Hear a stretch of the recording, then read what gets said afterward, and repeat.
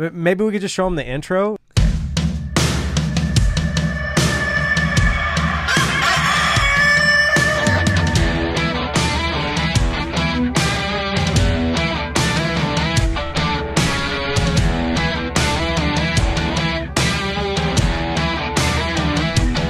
This is it. Sound's got like some delay. I think it's actually called rap delay. Look. Oh rap no, vox. rap vox right there. Yeah, so it's a rap vox chicken. Of the roosters, that is the most like walking with a limp of all the roosters that we put in. This noise you'll hear at the beginning as well.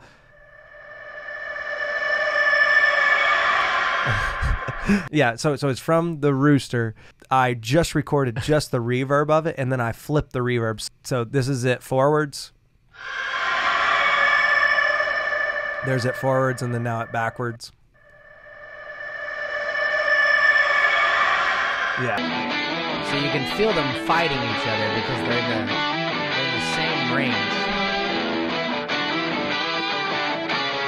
Yeah, and so what he means is like if you were looking at it on a piano, you know, like they're all just in the same octave. The same octave essentially. But what we've learned over recording, when you're making parts, you want to have like piece them together. Like you have a guitar that maybe does something a little bit higher, one that does something in the mid-range, and then one something does something lower. The bass can handle that. So if I had it to do over, I would have come up with a different part, but it's there and we learn from it.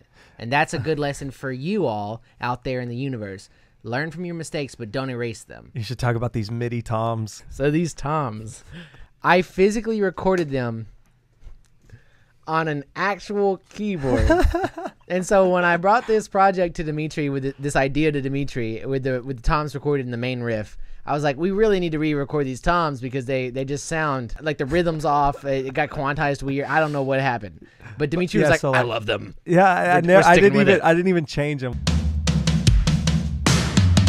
So with those toms, you know, so like they just, I don't know how he did it. It was probably because he used the keyboard, but it just turned out just so good. I mean, bass, just really Dimitri simple. recorded this bass. I forgot about that. You can tell it sounds like crap. He did it big. Okay, so this part's it's just the best part. I'm just gonna let you guys hear it. This is the B section.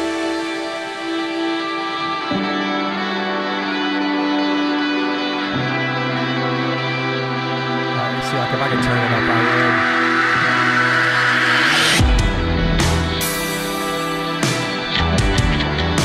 I'm just so proud of it. Even though he did all the stuff. The best part of this whole thing is the bass. So here's the bass. With the drums.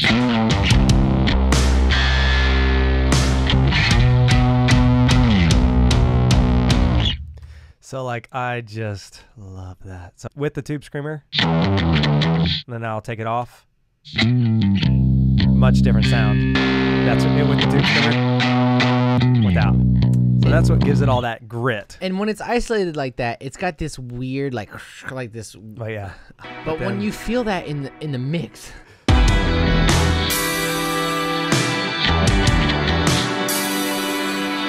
drums I think also make it.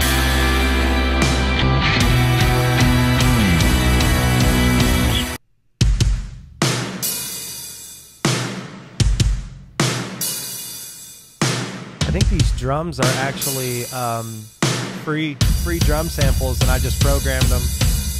I programmed them in like literally we played them on a keyboard, on my keyboard here, but they're real drum samples. So like if you played it soft, it would be someone hitting the snare soft, and if you played it a little bit louder, they would be also hitting it louder. So for some reason, these were just recorded so well. These electrics, they just sound beautiful. There's even a little hum there in them, but oh my gosh, they just sound so good. It's a little trick where we did one take in the left ear, one in the right ear, but left side, that's one take he did, and then added in the right side, and that's a different take that he did. Together, you know, it gives it this really wide stereo image that just makes that part sound so full. So the next what else is two going or in? three lead So this guitar one, parts. this is just him just like I'm going on my right hand. I'm using all 5 fingers. Oh, I love it. And then this is like a lead part. I just had that one kind of like fade in.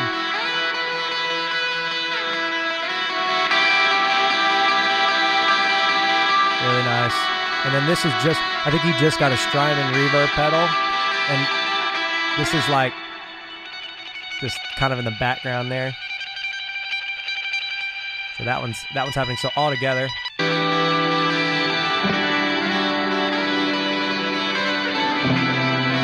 It's amazing. I later came back and I put these like strings in there, and I think these are lo-fi strings. I think that's what I called them. I put like some crackle and stuff on them. So let's see if I can see what all I did to them. So like I have this RC20 thing, and see it gives it some noise there, and then some more traditional sounding strings coming right there. And that creates this real contrast between the 2 parts of the B section.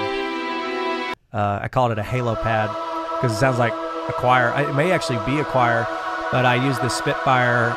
Oh, it's a whale song. These are whale noises. It's not a choir. I like it. Whatever you did, it sounds really nice. Yeah, the other crazy stuff that's going on here is in the effects. Let me let you guys hear this.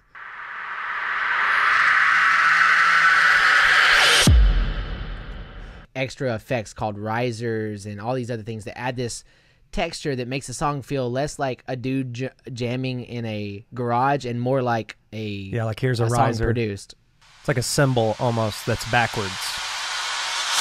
See, and it just cuts off because I've also got this crazy sub kick.